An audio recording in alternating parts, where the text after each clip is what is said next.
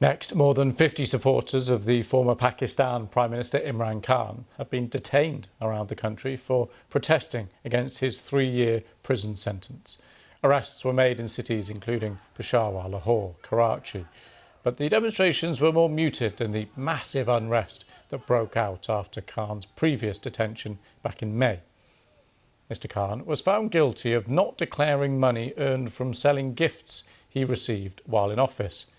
This verdict means he's not allowed to hold public office for 5 years, with Pakistan just months away from a general election.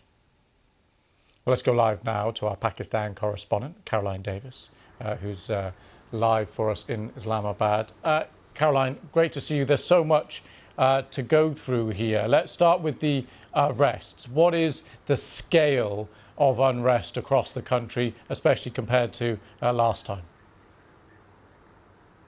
Lewis, this is nothing like the 9th of May when Imran Khan was arrested last time earlier this year. And of course, things have changed dramatically in Pakistan since then for Mr. Khan. He was arrested. That arrest was then declared illegal, just to run you through events back in May. When he was released, however, we saw a dramatic crackdown on his party. Thousands of his membership were arrested, alleged to be involved in the protests, that some of which did turn violent during the period of time that he was in police custody. Back then, we also saw many of his senior leadership leave the party altogether. Many of them were then arrested and then came out and gave a press conference, some saying they were leaving politics altogether after many, many years in it.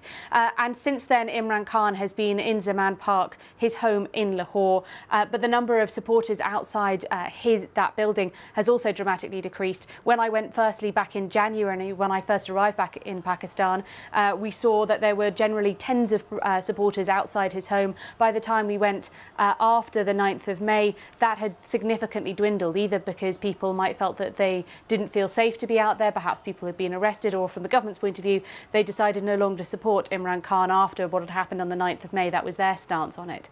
And so things have changed significantly for Imran Khan. We, of course, saw yesterday that after he had been arrested, his team put out a pre-recorded video of him calling for people to protest peacefully, not to sit quietly at home. But over the course of the last nearly 24 hours since he was arrested, we have not seen those mass protests. Our team that were outside his home in Lahore say that they did see, and they filmed people there that had started to gather with flags, chanting as well, but they then saw them being led away by the police. The exact number of people that have been arrested, we still don't have those details. We're hoping to get them later on today. We are speaking to officials to see how many people did come out, but at the moment this is a very different picture, a very different scene from that we saw in May. OK, and what happens next? A big question. So at the moment we know that he's obviously spent the night in police custody. We believe, because his political party has said, that he's in a place called Attock Jail, which is about an hour and a half or so from where I am in Islamabad. His team have said that they are planning to appeal the decision that was made by the judge yesterday. But at the moment we haven't heard anything further about whether any of those appeals have been accepted by the courts at this stage, whether we will see Imran Khan appear in front of anybody.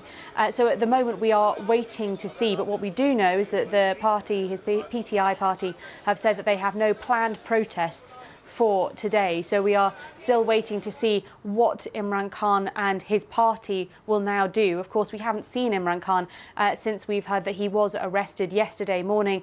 We haven't seen any sort of public images of him. He hasn't appeared back in public. So at the moment, we're waiting to see what will happen. Will his legal team be able to find any form of relief, or will Imran Khan remain in police custody? OK, Caroline, thanks for that.